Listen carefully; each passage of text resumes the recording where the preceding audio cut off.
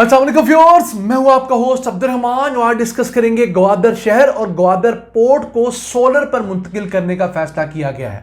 जी हां, पहले ग्वादर शहर के लिए 300 मेगावाट के एक इंपोर्टेड कोयले पर चलने वाले पावर प्लांट को प्लान किया गया था। वो 542 मिलियन डॉलर्स का प्रोजेक्ट था। उससे बड़ा मसला यह था कि इससे जो बिजली पैदा होनी थी वो 28 से 30 रुपए यूनिट वाली बिजली पैदा होनी थी। अगर हम ग्वादर को सोलर पर कन्वर्ट करते हैं तो वही बिजली हमें 8.5-9 रुपए फी यूनिट दस्तयाब हो सकती है। 3 गुना से ज्यादा सस्ती बिजली हम ग्वादर के शहरियों को दे सकते हैं सोलर और विंड के जरिए। आज की वीडियो में ये तमाम डिटेल आपके साथ शेयर करेंगे। ग्वादर शहर, जिसे हम दुबई के तर्ज पर बसाने का ख्वाब बचपन से सुनते आ रहे हैं, उस मुतालिक मिनिस्ट्री ऑफ मैरीटाइम अफेयर्स ने फैसला किया है कि इसमें बजाय कोयले पे लगने वाला पावर प्लांट लगे, यहां पर सोलर पावर प्लांट लगाया जाए। और हमारी दरख्वास्त है कि यहां पर हाइब्रिड पावर प्लांट लगना चाहिए, यानी सोलर भी और विंड भी। दिन के टाइम पे सोलर और विंड दोनों से बिजली पैदा हो, शाम के टाइम पे विंड से बिजली पैदा हो। उसकी वजह क्या है कि के इलेक्ट्रिक, जो कराची में बिजली मुहैया करने वाली कंपनी है, उसने एक टेंडर इशू किया था 220 मेगावाट के हाइब्रिड पावर पार्क के लिए। उसे जो रेट मिला है वो पाकिस्तानी तारीख का सबसे सस्ता रेट है। कितना है? 3 यूएस सेंट, यानी डॉलर के 3 पैसे। अब अगर हम 281 रुपए का एक डॉलर आज के हिसाब से अज्यूम करें तो 8.5 रुपए यूनिट बिजली मिला करेगी की इलेक्ट्रिक को अगले साल इस 220 मेगावाट के हाइब्रिड पावर पार्क से।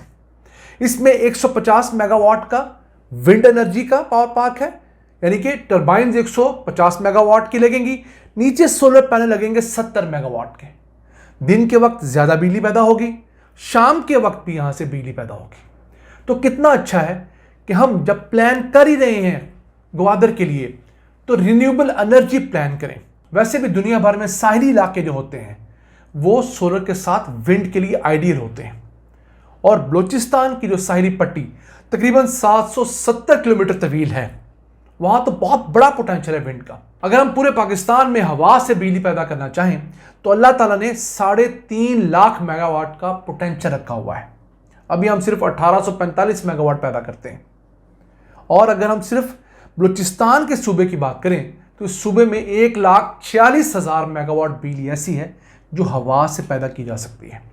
लेकिन आज भी हम इसके कई अजला के लिए, मकरान डिवीजन के लिए बिजली ईरान से खरीदते हैं। 1,46,000 मेगावाट पाकिस्तान की टोटल इंस्टॉल्ड कैपेसिटी 46,000 मेगावाट है। फिर ग्वादर शहर बिल्कुल समंदर पे वाक़ है। वहां पर सोलर भी है।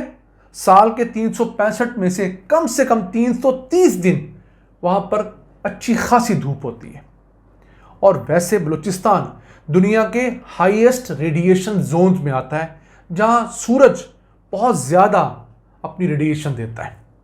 अब सोलर एनर्जी जहां से आपने प्रोड्यूस करनी हो, वहां पर कम से कम जो आपको सोलर रेडिएशन दरकार होती है वो 2.5 किलोवाट पर स्क्वायर मीटर होती है।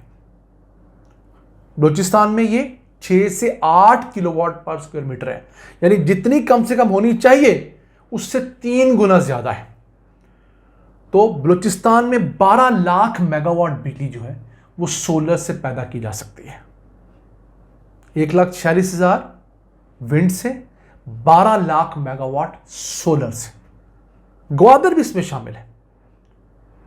ग्वादर के अंदर भी हम बड़ी तादाद में सोलर पार्क्स लगा सकते हैं। तो इसमें एक और सजेशन भी इंक्लूड की जा रही है कि जो सोलर पैनल्स हम लोगों ने एक बहुत बड़े सोलर पैनल इंपोर्ट स्कैंडल में पकड़े थे, को 327 कंटेनर्स जो हैं वो चाइना से दरामद किए गए थे, जिसमें अंडर इन्वॉइसिंग की गई थी, टैक्स चोरी की गई थी। और उन कंटेनर्स के अंदर कोई 100 मेगावाट से 180 मेगावाट के सोलर पैनल जब्त शुदा हैं कराची पोर्ट के ऊपर। हम इस पर डिटेल्ड वीडियो कर चुके हैं, स्क्रीन पर आप उसका थंबनेल देख रहे होंगे, और इस लिंक पे क्लिक करेंगे तो आपको वीडियो मिल जाएगी किस तरह पाकिस्तान का पहला मुफ्त में लगने वाला सोलर पार्क जो है वो बनाने की मंजूरी दी गई है। तो उसमें सजेशन ये भी आई है कि 180 मेगावाट के अगर सोलर पैनल निकलते हैं तो 100 मेगावाट का पार्क लगेगा गिलगित बल्तिस्तान में, ताकि वहां जो बिजली की शॉर्टेज है उसे पूरा किया जा सके। और ऊपर वाले जो 80 मेगावाट के पैनल्स हैं उनमें तकरीबन को 20 मेगावाट और ऐड किए जाएंगे और 100 मेगावाट का पार्क ग्वादर सिटी को दे दिया जाएगा। अब ये 100 मेगावाट का पार्क जो है ग्वादर के कुछ 36,000 घरों को बिजली मुहैया कर सकता है दिन के औकात में। अब हर घर में पाकिस्तान के अंदर औसतन 6 अफराद रह रहे होते हैं, तो समझ लीजिए तकरीबन 1.5-2 लाख आबादी को आप डायरेक्टली सोलर एनर्जी दिन के टाइम मुहैया कर रहे होंगे। ना तो आपको ईरान से बिजली लेने की इतनी ज़रूरत होगी, नेशनल ग्रिड से भी आपको सिर्फ रात के टाइम बिजली दरकार होगी।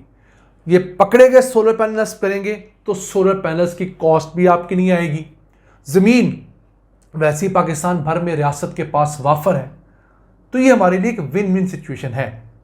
डिसीजन बहुत अच्छा किया गया है, इसके लिए कमेटी भी बना दी गई है, तमाम मिनिस्ट्रीज इस मुतालिक सोच रही हैं और उम्मीद करते हैं कि जैसे ही ये प्रोजेक्ट इनिशिएट होगा तो ग्वादर में जो पोल्यूशन का एक बहुत बड़ा खतरा था कोयले वाले पावर प्लांट लगने के बाद, वो भी खदशा खत्म हो जाएगा। फिर ये जो कोयले पर लगने वाला पावर प्लांट था ये इंपोर्टेड कोयले पे चलना था। क्यों? ग्वादर को पाकिस्तानी कोयले से कोयला पहुंचाने के लिए कोई रूट ऐसा फिलहाल इस्टेब्लिश ही नहीं है, और जो रूट है बहुत लंबा है। तो यही था कि इंपोर्टेड कोल पे ये पावर प्लांट लगेगा। अब उस कोयले की लागत, डॉलर्स में उसकी पेमेंट, जो कंपनी ये पावर प्लांट लगाती है उसको हमने किराया अदा करना था, और झंझट जो हम बाकी तमाम कोयले चलने वाले पावर प्लांट के बर्दाश्त कर रहे हैं, हमें ये बर्दाश्त करने की ज़रूरत ही नहीं है। यही कर्जा जो हम लोगों ने $542 मिलियन, $500 बिलियन का इस फजूल प्रोजेक्ट के लिए लेना है, हम इसे ML1 के लिए क्यों नहीं ले लेते? हम इसे किसी डैम के लिए क्यों नहीं ले लेते? हम इसे किसी ऐसे प्रोजेक्ट के लिए क्यों नहीं ले लेते जिससे इनकम जनरेशन हो, मसलन स्पेशल इकोनॉमिक जोन्स डेवलप करने के लिए।